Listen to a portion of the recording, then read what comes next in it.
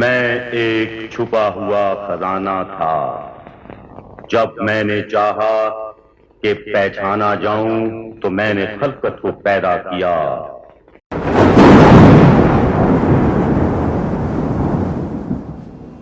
Epilogue articles. World views about knowledge. What is knowledge and its stages? 4 types of knowledge and 3 types of the nafs. First, knowledge acquired through experience. The second, knowledge given by guide.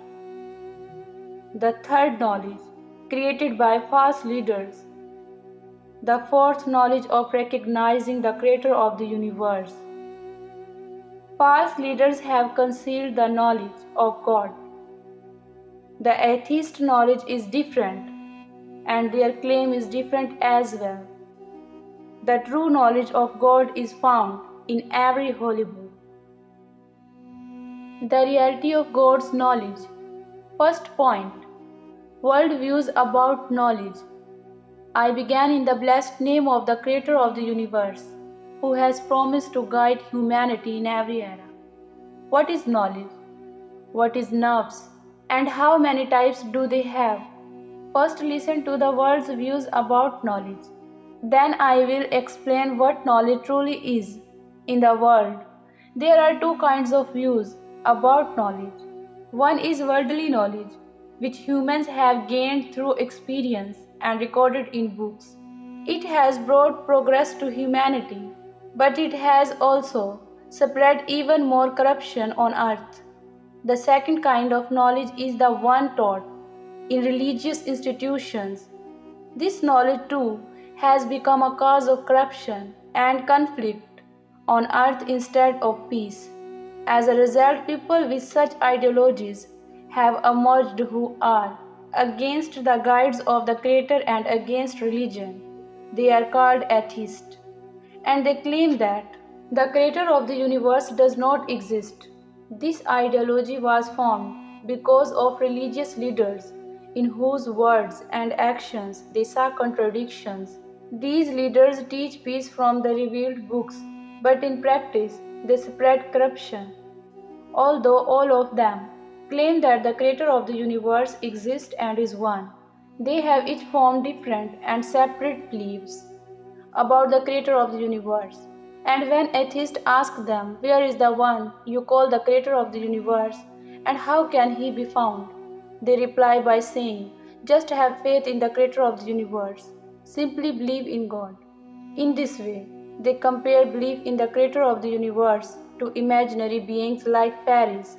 And they say about the existence of such a Creator of the universe, believe in an imaginary God. Now listen to the words and actions of those who teach in religious institutions. First, they claim that knowledge is a guarantee of peace, yet through their actions they spread corruption.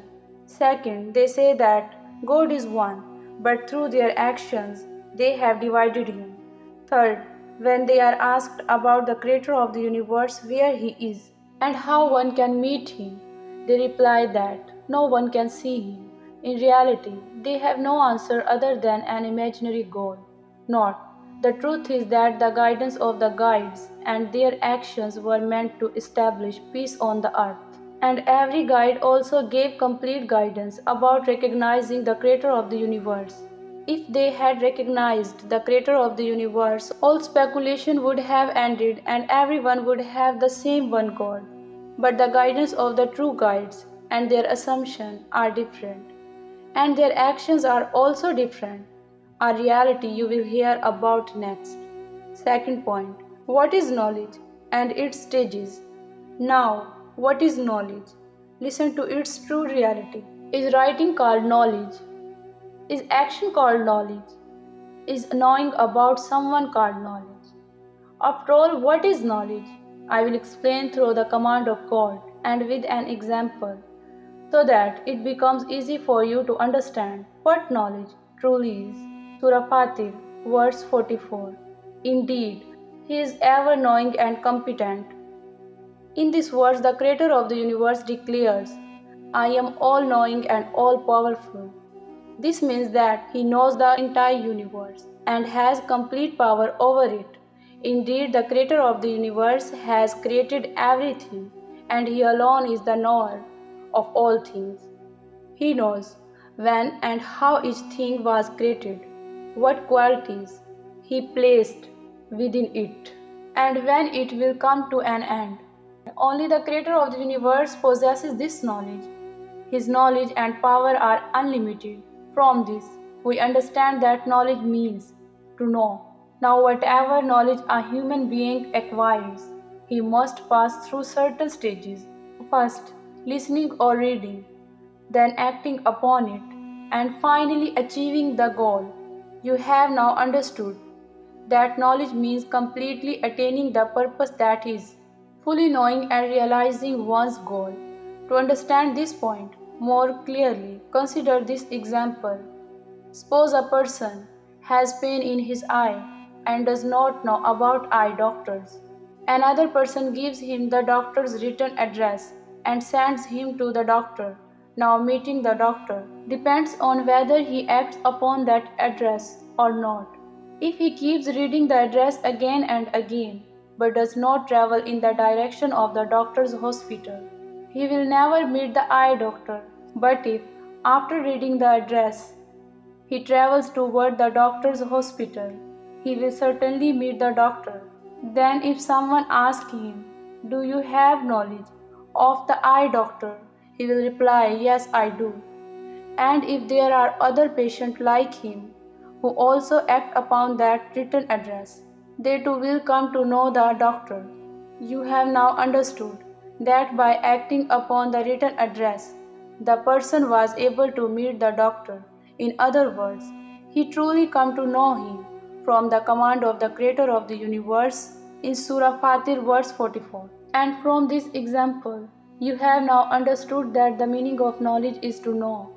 Just as I explained in the example, the written address is the writing, the journey is the action, and meeting the doctor is the goal, that is truly knowing the doctor. In the same way, the revealed books are the writings, worship is the action, and meeting the creator of the universe is the goal, that is, truly knowing the creator of the universe. Now it will be easier for me to explain to you the types of knowledge and the types of nafs. Third point, 4 types of knowledge and 3 types of nafs. There are 4 types of knowledge, and the nafs, which is also called nature, has 3 types. Among the 4 kinds of knowledge, 3 are based on truth while 1 is based on falsehood, spread by false leaders who dress lies in the clothing of knowledge and claim to guide the children of Adam. First, knowledge. The first kind of knowledge begins in a mother's lap and continues through the university level. The second kind of knowledge is sent in every age by the creator of the universe through his chosen guide, who teaches the children of Adam through both writing and action, calling them to become completely righteous and to love the creator of the universe. Becoming righteous and loving the creator helps a person from a true connection with the creator of the universe. The third type of knowledge is created after every guide, when those who sit with the guide mix their own assumptions with the knowledge given by him and invent a new form of knowledge. The fourth type of knowledge comes through acting upon the guide's writings, which gives rise to love for the creator of the universe. From this love begins the fourth stage, the knowledge of success. This knowledge is called Divyai in Sanskrit and Ilme Laduni in Arabic. The creator of the universe has promised that he himself will grant this knowledge to every human being. This is the knowledge of meeting the creator of the universe, that is truly recognizing him. Now listen to the 3 types of nafs. Nafse mutmaina. This is the soul of the perfect human being who is immersed in the love of the creator of the universe. In Sanatan Dharma, this state is called Sattva Guna, Nafs Lavama. This is the soul that is called Rajas Guna in the Srimad Bhagavad Gita. In this soul, there is both desire for the world and self-blame for one's actions. Nafse Amara. This is the soul that is called Tamas Guna in the Srimad Bhagavad Gita. This soul does nothing except oppression, lustful desires, and immorality. I have briefly explained the 4 types of knowledge and the 3 types of the nafs. Now I will explain them in detail, and at the same time, I will also show how every person can recognize the state of their own self through their inner condition. Fourth point: first knowledge acquired through experience. Listen to the first knowledge. The first school of this knowledge is a mother's lap.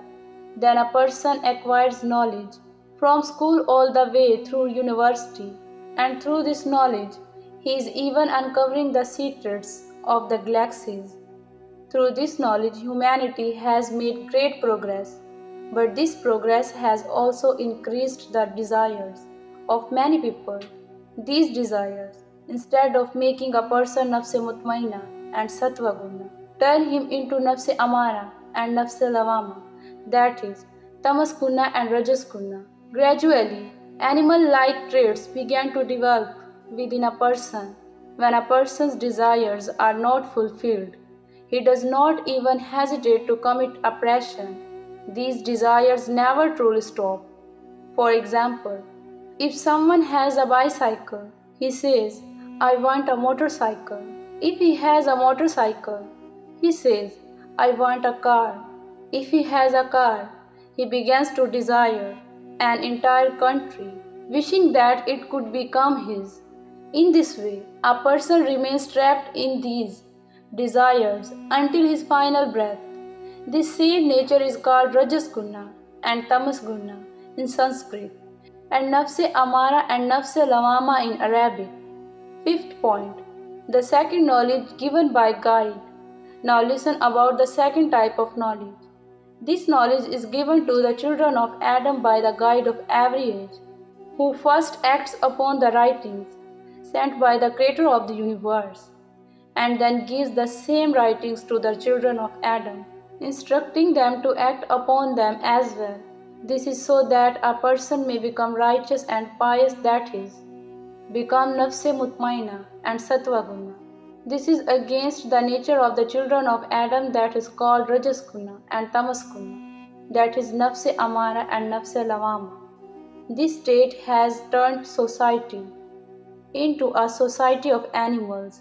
The guides give teachings to eliminate this nature and also demonstrate it through their actions, which is called worship, so that the children of Adam may become sattva guna, that is nafse mutmaina, and so that peace may replace corruption and humanity may replace animality in society. The purpose of the writings and actions of a true guide is to help a person abandon worldly greed and desires, develop love for God's creation, and become pious by establishing within himself the guidance given by the Creator of the universe. His speech and actions come into harmony with that divine guidance. This state is called the love of God. This means that a person should act in the love of God with firm faith that through these actions the Creator of the universe will be pleased. The guidance of a true guide is meant to purify human nature by overcoming the lower self, the nafse amara and nafse lavama, which correspond to the states of tamas guna and rajas guna. By eliminating this nature, a person becomes sattva guna and attains the state of the nafse mutmaina. You may understand it this way. The animal hidden within the form of Adam is transformed into a true human through the guidance and actions of a true guide. However, in every age, only a few people adopt this guidance. Most neither reflect on their own nature, nor realize that the guide's teachings and acts of worship are meant to overcome and purify this lower nature. The children of Adam did read the writings, but they did not adopt a nature like that of their guide. Here I present a clip of a wild animal that transformed its nature through the guidance of its owner. and now shows the highest form of devotion and love for him.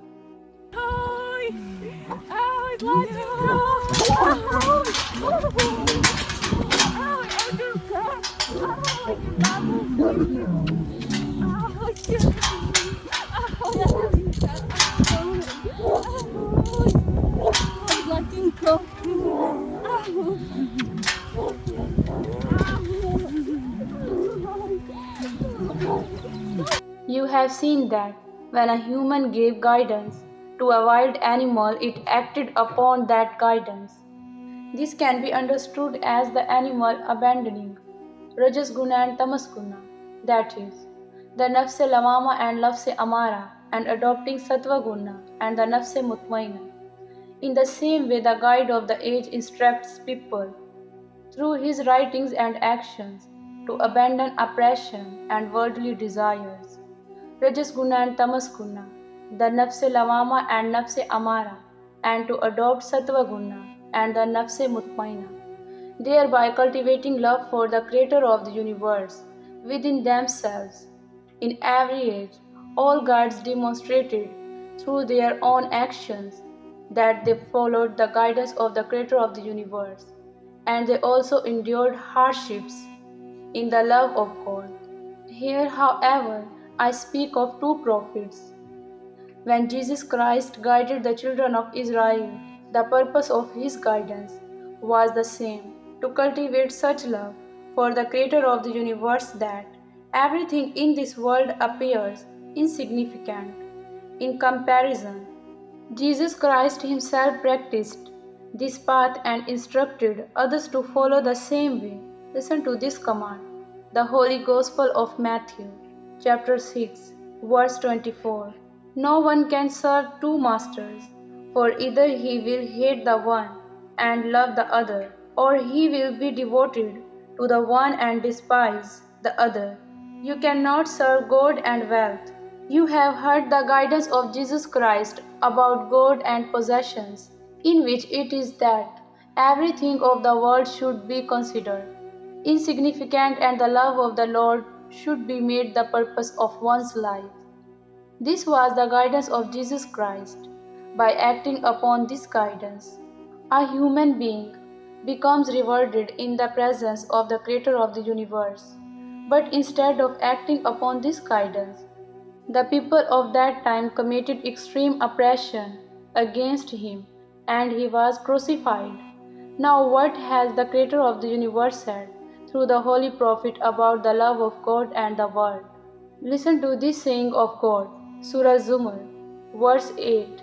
And when adversity touches man, he calls upon his Lord, turning to him. Then when he bestows on him a favor from himself, he forgets him, whom he called upon before, and he attributes to Allah, equals to mislead from his way. Say, enjoy your disbelief for a little. Indeed, you are of the companions of the fire. Jesus Christ gave guidance about the love of the Creator of the universe and the love of the world, explaining how one should live in this world and how one should remain devoted to the Creator of the universe. The Holy Prophet further clarified this same guidance through the command of the Creator of the universe, as mentioned in Surah Zumar, verse 8. When a human being is in hardship, he loves the Creator of the universe, and when his hardship is removed, then he forgets the love of the Creator of the universe and becomes immersed in the desires of the world. When the Holy Prophet began to deliver the guidance of the Creator of the universe to the people, he also manifested this guidance through his own actions. The Holy Prophet was confined in his own homeland, the valley of Abu Talib, for 3 years, and was later forced into exile. But not even a little of his love for God diminished. The beloved relatives of the Prophet were martyred, and even though the Holy Prophet was the leader of the Muslims, when he departed from this world, the Prophet's armor was burned with the Jews. This was the love of God. This was the practice of the Holy Prophet that, despite being a guide and ruler appointed by the Creator of the universe. His life was spent entirely in the love of the Creator of the universe. He was not a seeker of worldly gains. This is the sign of Sattva Guna and Nafse Mutmaina. The Creator of the universe describes such a state in Surah Baqarah verse 165. But those who believe are stronger in love for Allah.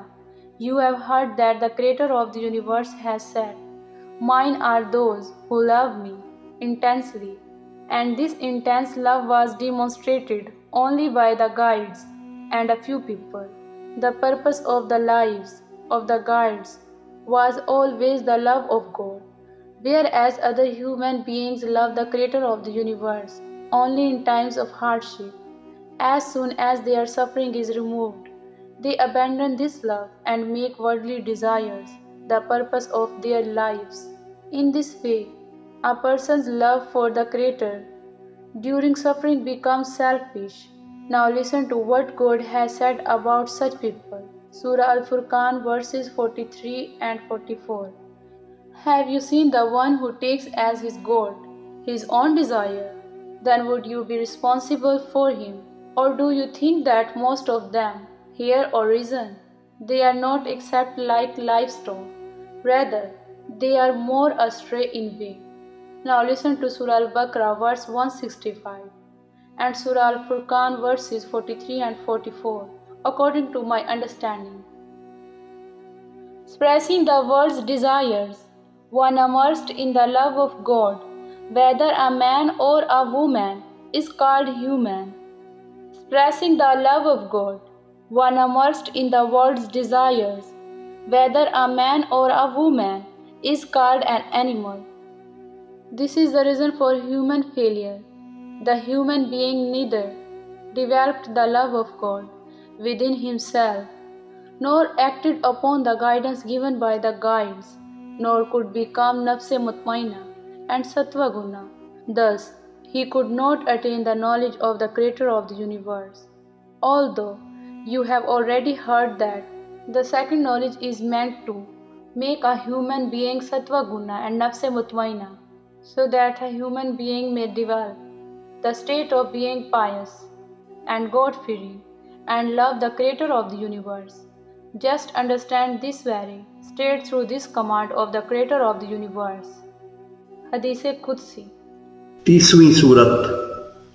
फर्जंद आदम, जिस कदर तेरा दिल दुनिया की तरफ mile हो, उसी कदर मेरी मोहब्बत को अपने दिल से निकाल दे कि मैं अपनी मोहब्बत को मोहब्बत दुनिया के साथ किसी दिल में जमा ना होने दूंगा। मेरी इबादत के लिए दुनिया से अलग हो जा और अमल को रियाकारी से खालिस बना ले, ताकि मैं तुझे अपनी मोहब्बत का लिबास पहना दूं। मेरी तरफ मुतवज्जह हो जा और मेरी याद के लिए फरागत पैदा कर ले, ताकि मैं मलाइका के दरमियान तेरा जिक्र करूं। फर्जंद आदम, मुझे तवाज़ो खाकसारी के साथ याद कर, ताकि मैं तेरा जिक्र खूबियों के साथ करूं, और मुझे जिहाद नफ्स के साथ याद कर, ताकि मैं तुझे मुशाहिदे के साथ याद करूं। तू मुझे जमीन के ऊपर याद कर, मैं तुझे जमीन के नीचे याद रखूंगा। तू मुझे नेमत और सेहत के साथ याद कर, मैं तुझे शिद्दत और तन्हाई में याद रखूंगा। तू मुझे इताअत के साथ याद कर, मैं तुझे मग़फ़िरत के साथ याद करूंगा। तू मुझे सेहत और मालदारी में याद कर, मैं तुझे फ़कीरी और मुसीबत में याद करूंगा। तू मुझे सिद्क़ व सफ़ा के साथ याद कर, मैं तुझे आसमान की फ़िज़ाओं में याद करूंगा। तू मुझे गरीबों के साथ एहसान करके याद कर, मैं तुझे जन्नतुल फ़िरदौस के साथ याद करूंगा। तू मुझे बंदगी के साथ याद कर, मैं तुझे रुबूबियत के साथ याद करूंगा। तू मुझे गिड़गिड़ा कर याद कर, मैं तुझे करामत के साथ याद करूंगा। तू मुझे अल्फाज से याद कर, मैं तुझे लुत्फ़ व करम से याद करूंगा। तू मुझे तर्के दुनिया के जरिए याद कर, मैं तुझे नेमत बका के साथ याद करूंगा। तू मुझे हलाक करने वाली शिद्दत में याद कर, मैं तुझे कामिल निजात के साथ याद करूंगा। Up to now, you have understood the second knowledge and its state, which helps make a human being complete in the love of the Creator of the universe. Sixth point, the third knowledge created by false leaders. Now listen about the third type of knowledge, which is based 100% on falsehood. After every guide, those who sat with the guide added their own assumptions to the knowledge given by the guide and thus invented a new form of knowledge. This knowledge divided humanity in such a way that some became idol worshippers while others adopted sectarianism. Its outcome on earth has been nothing but bloodshed. Whether idol worshippers or sectarians, both are sides of the same coin. Neither has any true connection with the creator of the universe, nor with their own guide. Idol worshippers criticize one another, but never reflect upon themselves that they too have created idols in the name of God. Their criticism is merely meant to strengthen their own philosophies of idol worship, although in the sacred text, whether the Vedas or the Srimad Bhagavad Gita, idol worship is considered a grave sin. I am not explaining it here because this vlog is about knowledge. Otherwise, the focus of the vlog would change. Just listen to this decree from the Srimad Bhagavad Gita. Srimad Bhagavad Gita, Adhyaya 18, Shlok 66. Leave all religions and come into my refuge. I will free you from all sins. Do not fear. You have heard the decree. Shri Krishna ji is a chosen guide sent by Ishwar, and the Hindus recognized Shri Krishna ji as Ishwar, but they did not follow his decrees. If they had, there would have been only one religion and idol worship would not have existed. What I said is that Shri Krishna ji is a chosen guide of Ishwar, but the Hindus started calling him Ishwar. You will see the clarification in the clip. Some considered their guide as God, some as God's son. Similarly, Jews, Christians, and Muslims abandoned the guidance of their respective guides and split into sects, which have become a source of corruption. They are killing one another while calling each other infidels, whether idol worshippers or sectarians. Both are two sides of the same coin. Now I will return to discussing the third knowledge. The extent of the false leaders' misguidance is such that after the guides they add their own assumptions to the guidance given by the guides, misleading themselves as well as others, and they have no connection with the guidance of their own guide. And they are under the delusion that they are the rewarded ones, and they lead others into the same delusion. The outcome of worshipping such people is this. Listen to God's decree. Surah Kahf, verses 103 and 104. Say, shall we inform you of the greatest losers as to deeds, those whose effort is lost in worldly life, while they think that they are doing well in work. You have heard God's decree. This delusion is yours, given to you by false guides, and it will all come to nothing. If any religion in the world were to follow the guidance given by its guide, and by acting upon it develop love for God, it would be successful, but no one has done so. From an ordinary person to rulers, everyone is submerged in greed. The same is true for the followers of all religions. But I am speaking to Muslims. Why did the Creator of the universe repeatedly command to establish prayer, a command that Muslims have not truly understood? The meaning of establish is that whoever makes a covenant with the Creator of the universe during prayer should implement it in their life. This is the true meaning of establishing prayer.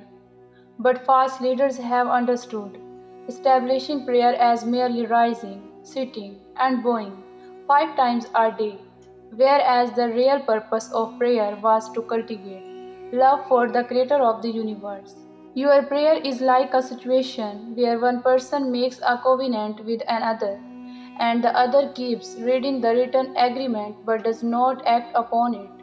If you reflect on verses 103 and 104 of Surah Al-Kahf and examine your own actions, you will realize that you are not truly worshipping. You are being hypocritical. In this way, even by performing worship, you cannot attain the state of the Nafs-e Mutmainna, that is, Sattva Guna. You are still in the Nafs-e Amara and Nafs-e Lawama, that is, in Rajas Guna and Tamas Guna. Thus, the knowledge and guidance that your guides gave you have had no effect on your life.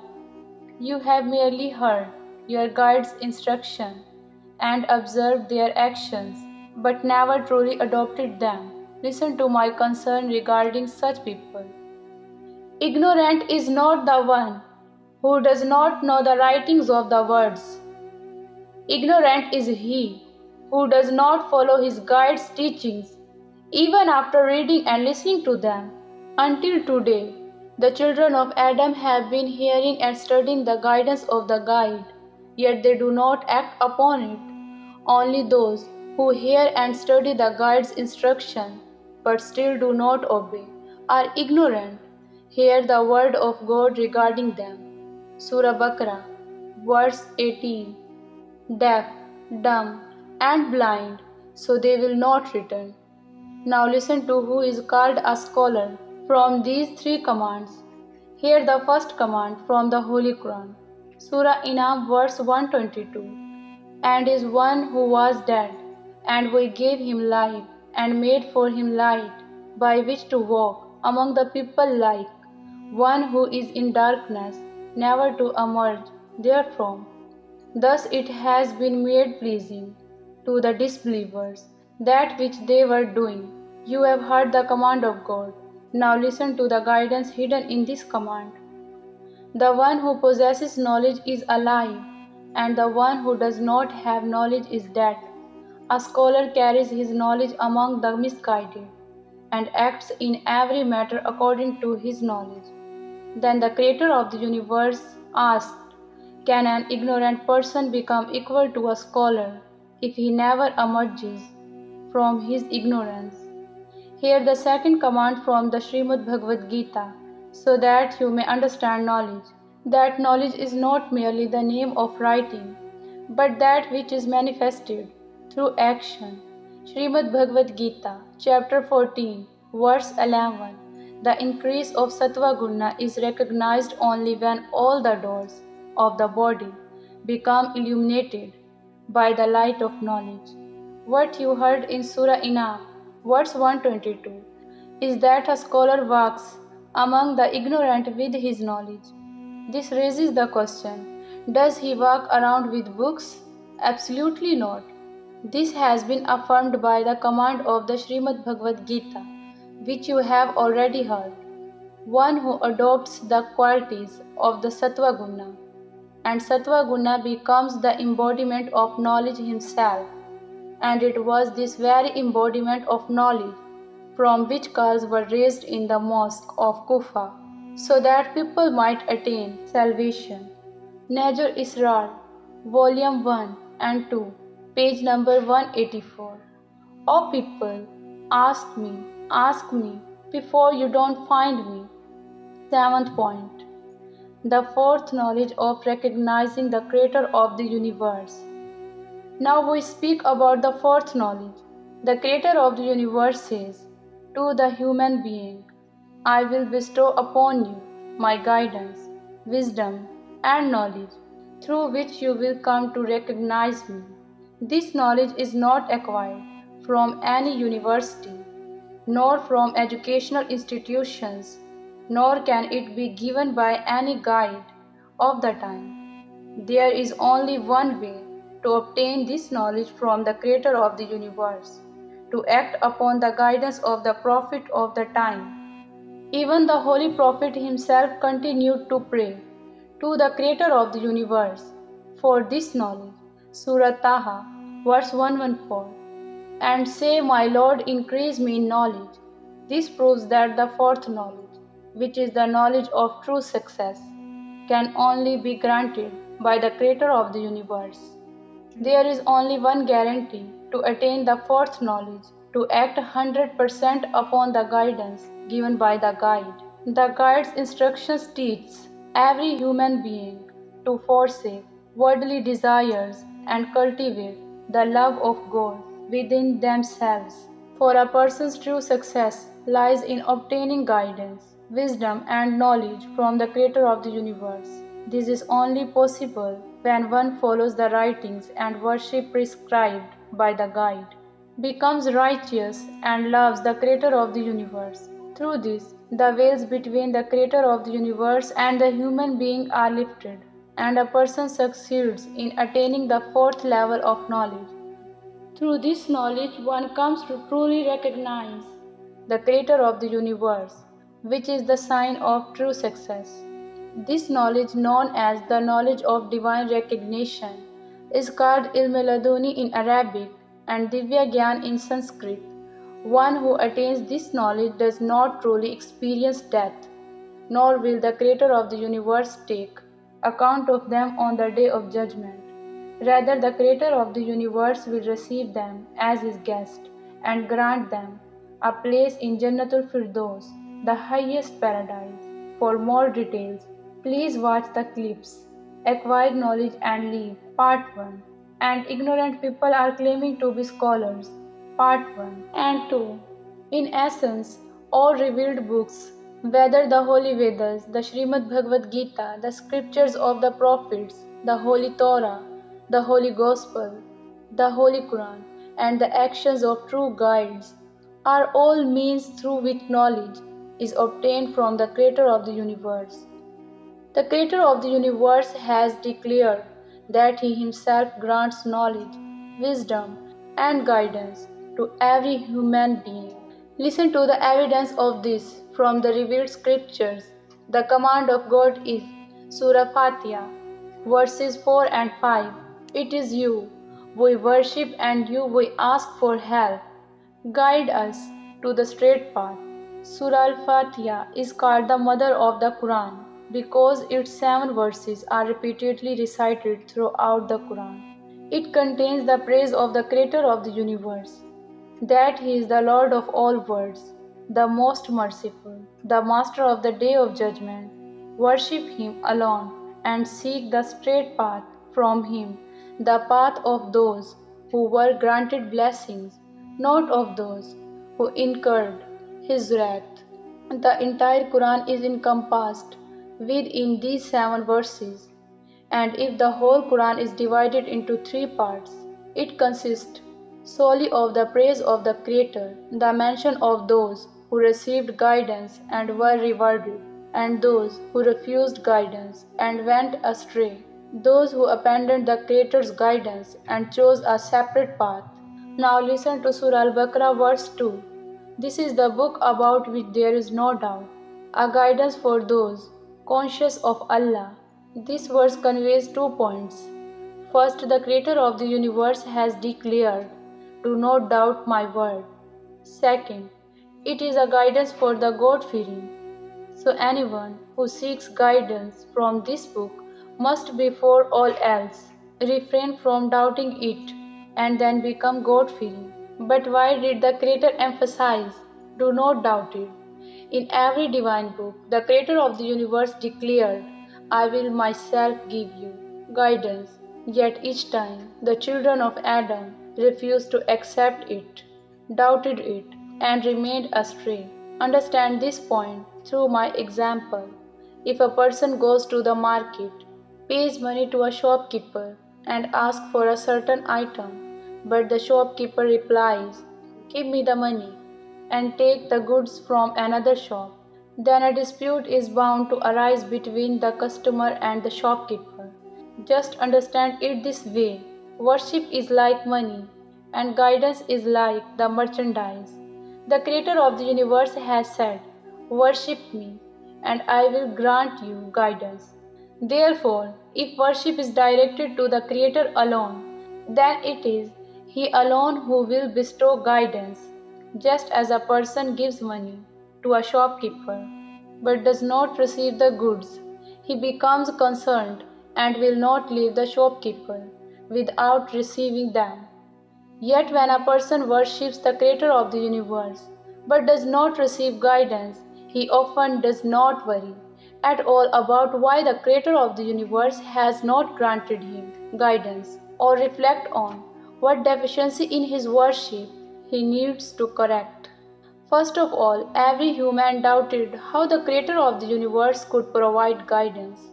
The truth is that humans neither believed in the word of the Creator nor became God-fearing. Yet the Creator had previously declared, "Believe in my word, do not doubt, and seek the path from me while being God-fearing." Now listen to the command of God. Surah Al-Baqarah, verse 186. When the caller calls upon me, I hear his call and respond to it. Surah Al-Shura, verse 13. Allah appoints as His chosen ones whom He wills, and whoever turns to Him, He guides them to the right path. Surah Al-Hajj, verse 78. And hold firmly to Allah, He is your protector and guardian. So, what an excellent protector He is, and what an excellent helper. Surah Baqarah, verse 282. Allah is teaching you, and Allah is all-knowing of everything. Surah Baqarah, verse 269.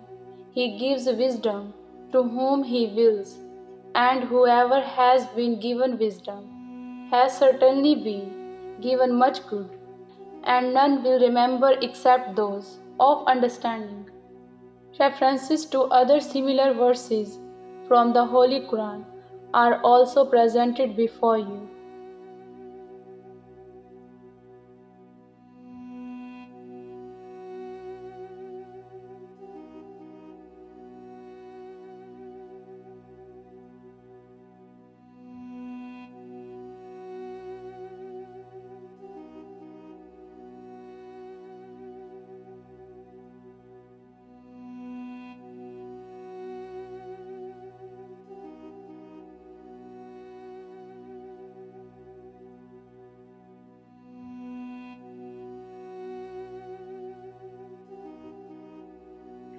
All throughout his life, this prayer remained upon the lips of my leader, the Holy Prophet.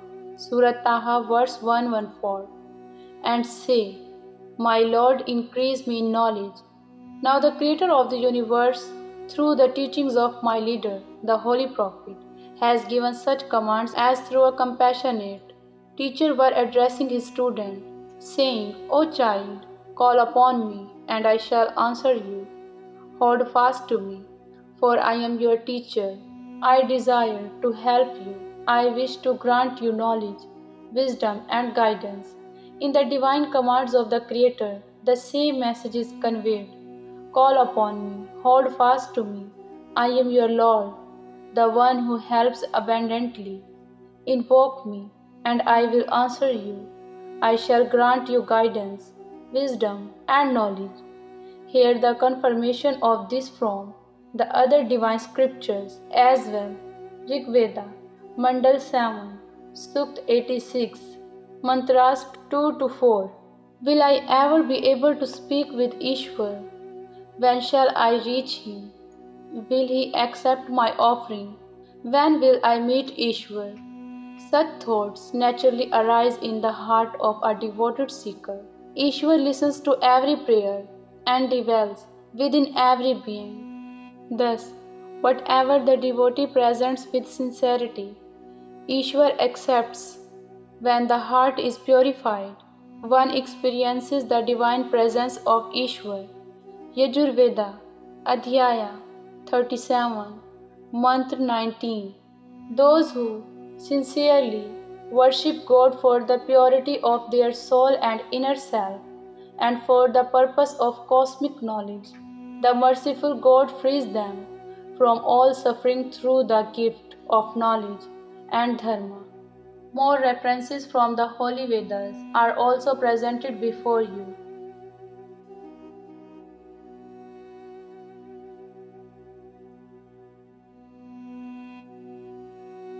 Srimad Bhagavad Gita, Adhyaya 10, Shlok 10. Those who are always engaged in my service with love and devotion, I grant them such wisdom and understanding through which they can come to me. More references from the Srimad Bhagavad Gita are also presented before you. Holy Torah, Isaiah chapter 65, verse 24. Even before they call, I will answer. While they are still speaking, I will hear. Holy Torah, Proverbs chapter 2, verse 6. For the God gives wisdom. From his mouth come knowledge and understanding. Holy Psalms chapter 25, verse 12. Who then is the man that fears the God? He will instruct him in the way he should choose. Holy Gospel of Matthew chapter 7, verses 7 and 8. Ask and it will be given to you. Seek and you will find. Knock and it will be opened to you. For everyone who asks receives, and he who seeks finds, and to him who knocks it will be opened. Holy Gospel, Epistle of James, chapter 3, verse 17. But the wisdom that comes from heaven is first of all pure, then peace-loving, considerate, submissive, full of mercy and good fruit, impartial and sincere. Now more references from the Holy Torah, Holy Psalms, and Holy Gospel are also presented before you.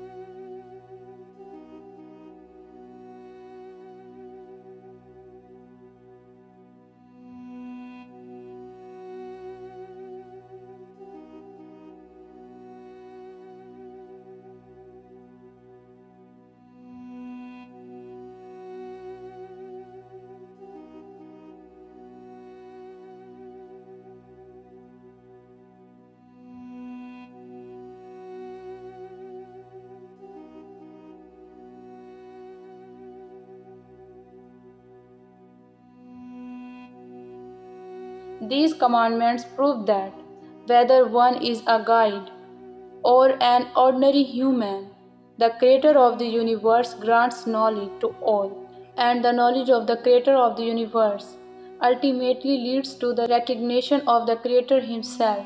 This recognition is the guarantee of success for a human being, while failure lies in not attaining it. You will hear this same message further in every revealed scripture, so that you may attain true success. Eighth point. False leaders have concealed the knowledge of God. The atheist knowledge is different, and their claim is different as well. You have heard that false leaders do not possess the knowledge of the Creator of the universe, and there are some people who research the creation of the universe, but look at their reasoning. They make claims about the Creator of the universe. I am talking about those who call themselves atheists. If a scientist or an atheist has mastery over the knowledge of their own research and takes pride in it by saying that they fully understand it, then they are correct in that claim. However, when they speak about understanding religion, the reality of their claim is like a farmer saying, I know all of NASA's research. This is because their research is limited to only a few aspects of what the Creator of the universe has created. Yet they go on to claim that all religions and faiths are false and that there is no God. Now, I speak about the false leaders, whom atheists question. They abandon the knowledge given by the guides of every age and instead present the assumptions of their own reasoning as the religion of the creator of the universe, thereby misleading people. In reality, they do not possess the true religion of the creator of the universe, and when atheists question them, they are unable to convince even them. This is because they do not possess the religion of the true guide. Rather, all of them have adopted assumptions according to their own intellect, which have no connection with the guidance of the guides. For this reason, they are unable to answer atheists. If they had the religion of the true guide, there would not be so many sects within a single religion, nor would their assumptions have enough strength to convince even followers of other sects within their own religion. You have now heard that neither false religious leaders possess the knowledge of recognizing the creator of the universe, nor do atheists or scientists possess it. This is because when they resort the things created by the creator of the universe, they gain no true knowledge about the creator himself. And when atheists ask false leaders about God, they are not satisfied with their answers and therefore say that God does not exist. The reality is that all false religious leaders are in fact atheists themselves. Through their words and their actions, they also declare that God does not exist. Hindus claim belief in an unseen God, yet in practice they worship idols carved by their own hands, including statues that even take the form of animals. Similarly, Jews say that God exists but cannot be seen by anyone. This raises a question: how can the one who cannot be seen exist at all? This is the same belief held by Christians and the same belief held by Muslims, that God cannot be seen, that God is light, and that God is without equal or likeness, meaning that He has no existence of His own, nor is there any example or second like His existence. But if someone has no existence and no second or example of that existence, how can it be said to exist? In essence, atheists are also saying the same thing, that God has no existence, meaning that God does not exist at all. The conclusion of the discussion I have presented about atheists and false religious leaders is this. False leaders say that God exists but cannot be seen by anyone, while atheists say that something for which there is no proof cannot exist. That is why Jesus Christ spoke about both of them. The Holy Gospel, Matthew chapter 15, verse 14. If a blind person leads another blind person, both will fall into a pit. There is no difference between atheists and those who claim to believe in God. Understand this through my example. If an atheist says to a religious person, "There is a city of fairies on Mars where we are preparing a place to live, and you should also accept this and begin preparing to go to Mars," the religious person will reply, "Give proof. Without evidence, I will not believe, because fairies are imaginary beings." So the atheist will say, "That is exactly what I am saying. Give me some proof about the creator of the universe." Ninth point. The true knowledge of God is found in every holy book. I only wish to say to atheists that false claimants of religion have concealed the true recognition of the creator of the universe. By doing so, they acted dishonestly toward the creator's guidance and chose the path of misguidance. In the same manner, atheists have also acted dishonestly and adopted misguidance because they did not study or research the books of the creator of the universe, which clearly state that the creator created every human being for the purpose of recognizing him. I will make a separate clip on this, but for now, Listen to the command regarding recognition addressed to these religious people. دیکھیں آپ دنیا میں اس کام کے لیے تو نہیں آئے ہیں کہ آپ کھائیں گے پئیں گے اور آپ کی اولاد ہوگی اور آپ زندگی گزار کے مر جائیں گے. یہ تو کام جانور بھی کر رہے ہیں. وَمَا خَلَقْتُ الْجِنَّ وَالْإِنسَ إِلَّا لِيَعْبُدُونَ. پرپس آف لائف ہے. اسلام آپ کو پرپس آف لائف دیتا ہے. زندگی میں آنے کا مقصد کیا ہے؟ خدا کی شناخت. اور خدا کی شناخت کس لیے؟ کہ اللہ تعالیٰ نے دنیا کی زندگی عارضی بنائی ہے، اصل زندگی آخرت کی ہے. لیکن اللہ نے پھر ساتھ ہی کہہ دیا بل تؤثرون الحیات الدنیا والآخرۃ خیر وابقی ان ھذا لفی الصحف الاولی صحف ابراہیم وموسیٰ. بلکہ تم دنیا کی زندگی کو ترجیح دیتے ہو حالانکہ آخرت کی زندگی ہمیشہ ہے اور بہتر بھی ہے اور ہمیشہ رہنے والی ہے. یہی ایک کانٹے کی بات تھی جو اگلے صحائف میں بھی تھی، قرآن سے پہلے صحیفوں میں، چاہے وہ ابراہیم علیہ السلام کے صحائف ہوں یا موسیٰ علیہ السلام کے. تو دنیا میں آنے کا مقصد اللہ کی شناخت، اللہ کی معرفت ہے. اگر حسن خود نہ چاہتا کہ میں اپنے آپ کو دیکھوں، میری خوبصورتی سامنے آئے، تو دنیا کیوں بنی؟ اسی نے اللہ پاک کو کن مخفیا، میں چھپا ہوا خزانہ تھا، قدیم ازلی، کوئی نہیں جانتا تھا کہ اللہ کو ہے. فاحببت ان اعرف الخلق، مجھے یہ بات پسند آئی، اچھی لگی کہ لوگ مجھے پہچانے. فخلقت الخلق، دنیا بنا دی. دنیا صرف اسی لیے بنی ہے. ابن عباس رضی اللہ عنہ فرماتے تھے، جو آیت پڑھتے نا ہم کہ جنرل انسان میں نے صرف اس لیے بنایا کہ وہ میری عبادت کرے. ابن عباس لیعبدون کی تشریح رضی اللہ عنہ کرتے لیعرفون، کہ مجھے پہچانے، پوجیں گے تو تعبیر پہچانیں گے. تو معرفت ذات الہی، یہی ساری کائنات کا مقصود. اس کائنات کو کیوں بنانا شروع کیا؟ تو کنتن کنجن مخفیا فاردت العرفا فخلقت الخلق. اللہ نے فرمایا حدیث قدسی کہ میں ایک چھپا ہوا خزانہ تھا، میں نے ارادہ کیا، سمجھے؟ میں نے اردت العرفا، میں نے ارادہ کیا کہ میں پہچانا جاؤں.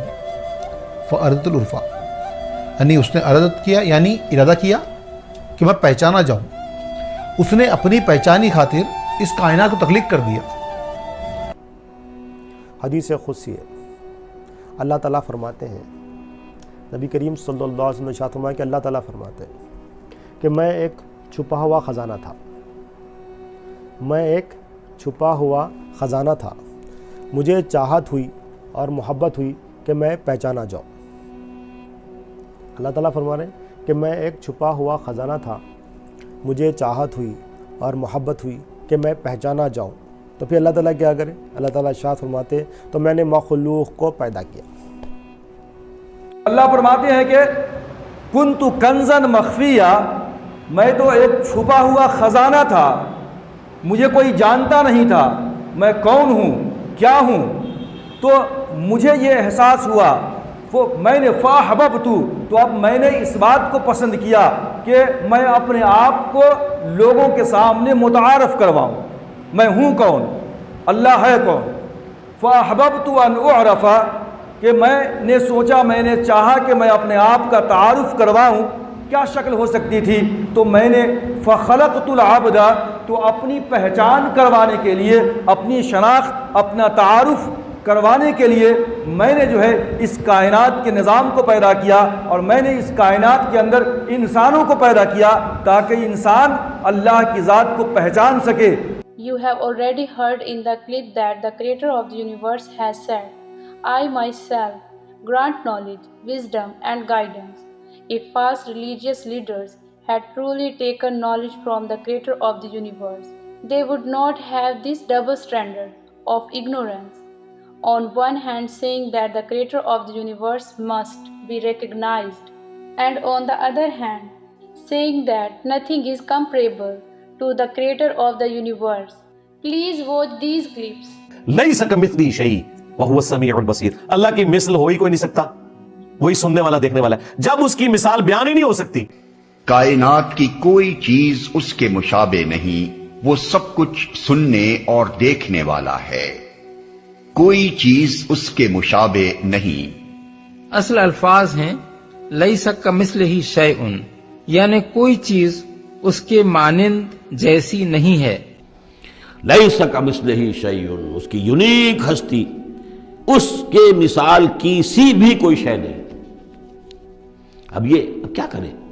ایک چیز ایبسلیوٹ نیگیشن کے لیے ہماری زبان میں کوئی اسلوب ہے ہی نہیں، اس جیسی کوئی شے نہیں، اس کی سی کوئی شے نہیں، اس کی مثال کسی بھی کوئی شے نہیں۔ اب یہ اس سے زیادہ یہ اور اس کے اندر ایمفیسس کا ایبسلیوٹلی یونیک، جتنا بھی اس کا مرتبہ ہو جائے اللہ کے علاوہ کوئی بھی چیز ہے تو وہ اللہ جیسی نہیں ہو سکتی،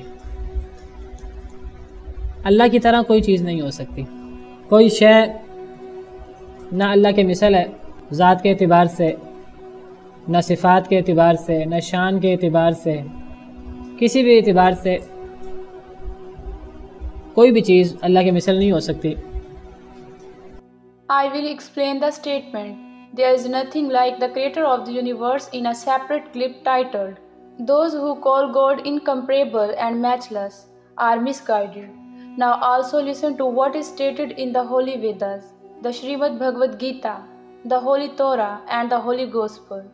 Rig Veda Mandal 7, Sukt 86, Mantras 2-4. Will I ever be able to speak with Ishwar? When shall I reach him? Will he accept my offering? When will I meet Ishwar? Such thought naturally arise in the heart of a devoted seeker. Ishwar listens to every prayer and dwells within every being. Thus, whatever the devotee presents with sincerity, Ishwar accepts.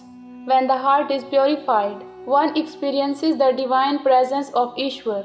Srimad Bhagavad Gita, Chapter 11, Verse 54. O Arjun, only through pure devotion can I be understood in the form in which I stand before you. In the same way, my direct vision can also be attained. Only through this method can you attain the secret of my divine knowledge. The Holy Torah, Deuteronomy, Chapter 4, Verse 29. But even there, if you seek the Lord your God, you will find him, provided that you search for him with all your heart and with all your soul. Now listen to my thought regarding this. O son of Adam, indeed he will have the vision of God, who will love God with all his heart and soul.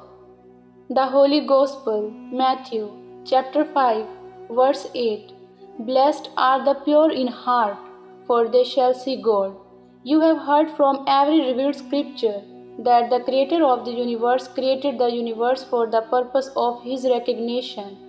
You have heard these declarations from every revealed book, and as evidence of this, I have also presented clips of certain individuals, so that no one may say that they were unaware that the creator of the universe said, I created human beings for my recognition. You have also heard from the false religious leaders. They did read, but they refused to accept the command of the creator of the universe, and instead, based on their own assumptions, they began to say that no one can see the creator of the universe, although the very first question in the grave is, Who is your Lord? False religious leaders distorted this question by adding an extra word and turned the answer into Rabbi Allah. Listen to the questions and answers of the grave through my perspective. Who is this person and who is his God? Burning in hell is the punishment for being ignorant of it. If you want your God to appear before you, first strive against your desires so that your nature may change. False religious leaders are dishonest, but atheists are also dishonest because they did not even try to read or examine the guidance of the creator of the universe and instead started claiming that the creator of the universe does not exist. Now, if someone says after hearing these things that the creator of the universe cannot be seen in the Hubble telescope, then this is their foolish statement. In science, there is a formula for every action. By following this formula, the desired result is achieved. If someone abandons this formula and adopts another method, the result will not be attained. Similarly, the creator of the universe has given a formula for meeting him. Whoever does not follow it will not be able to have a meeting with the Creator of the universe. Only those who say that the Creator of the universe exists but do not follow the guidance He has given, and instead claim that no one can see the Creator of the universe, and deny the meeting with the Creator of the universe in this world, listen to what God has declared about them. Surah Kahf, verses 103 to 106. Say, shall we inform you of the greatest losers as to deeds, those whose effort is lost in worldly life, while they think that they are doing well in work? Those are the ones who disbelieve in the verses of their Lord and in meeting Him, so their deeds have become worthless, and we will not assign to them on the day of resurrection any importance. That is their recompense, hell, for what they denied, and they took my signs and my messengers in ridicule. The extent of the false religious leaders' misguidance is that they have attributed the meeting with the Creator of the universe in this world to a meeting in the hereafter. Yet, I have already shown you from a few revealed scriptures, and I will also show you from the scriptures of the prophets that the Creator of the universe said, recognize me, and I will show the actions of the prophets as well, demonstrating that they recognized the Creator of the universe. This is the answer for atheists. The Creator of the universe Himself has said, I should be recognized. Now atheists too should seek the method from the revealed scriptures and meet the Creator of the universe. Now the false religious leaders who say that no one can see the Creator of the universe, their falsehood has been exposed, and atheists who claim that the world came into existence on its own also say that inventions are our own doing, even though the command for these inventions was given first by the Creator of the universe. I will unveil all of this so that the misunderstandings of the misguided people who say that God does not exist are removed. Here I should also mention that whether you call it science or religion, they are just two names for the same process. In science, research is required, that is exploration. In religion too, one must seek and explore. In science, a person needs various tools and resources to make an invention, using them to research and explore.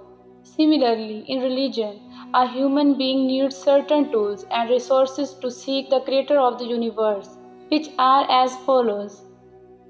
Number 1. Believe in the command of God. Number 2. Be righteous. Number 3. Perform worship. Number 4.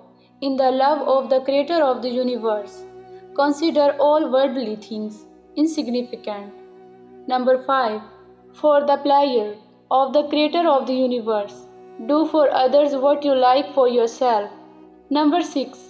Seek the path of those chosen servants of the Creator of the universe, upon whom He has bestowed His knowledge and recognition. When a human being acts upon these instructions, the Creator of the universe grants them the knowledge of divine recognition, through which they come to truly recognize the Creator of the universe. This is exactly the command of God. If you seek me with all your heart and soul, you will find me. In science, one must research and explore, and similarly, one must seek and explore the Creator of the universe. By now, you have heard that in order for a human being to meet the Creator of the universe, one must change their own nature. But rulers, factory owners, landlords, traders, and even laborers all have their nature immersed in greed, whereas the Creator of the universe has instructed every human being, saying, I desire from you a nature like that of my guides. The command of God, Surah Al-Ahzab, verse 21. There has certainly been for you, in the Messenger of Allah, an excellent pattern for anyone. You have heard the lives of Jesus Christ and the Holy Prophet. Jesus Christ gave no importance to the world in the love of God. The state of the Holy Prophet's life was such that, despite being the ruler of the Muslims, whatever spoils of war came to him, he would distribute them among the needy people. The purpose of his life was only one, to abandon the wealth of the world and to love God and to give people guidance to this.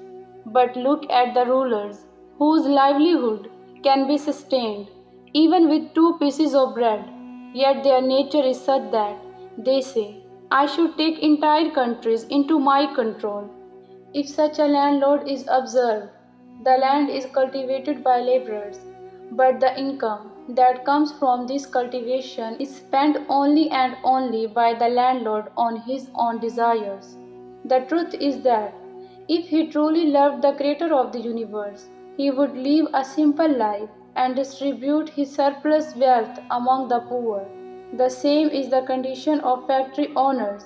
From their profits they seek to set up yet another factory, and the same is true of traders. This tendency is not even found in animals.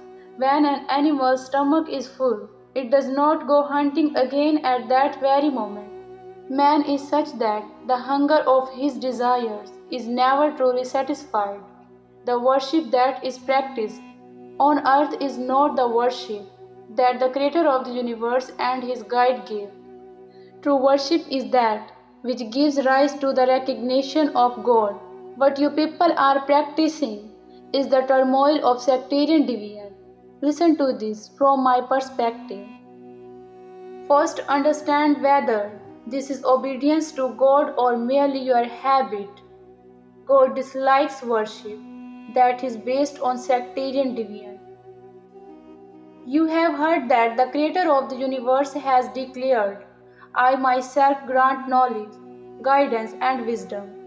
However, false leaders concealed the guidance of the Creator of the universe. As a result, people could not attain the state of the Sattva Guna or the quality of Nafs-e Mutmainna, nor could they acquire the knowledge of divine recognition from the Creator of the universe.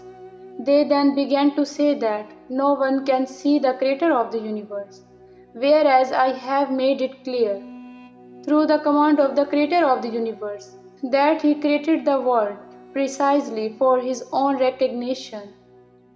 Had true recognition been attained, the very concept of so many religions would not have existed. And as for atheists who claim that God does not exist at all, then what is obedience and how can the recognition of the Creator of the universe be achieved? I will provide a separate clip to explain this. In the end, I pray to the Creator of the universe to bring those who are distant closer to your guidance and to grant knowledge, guidance, and wisdom to those who strive to understand your guidance. Ameen. My every vlog is available in both English and Urdu. Comment as you wish upon this truth with zeal. But while writing words, fear God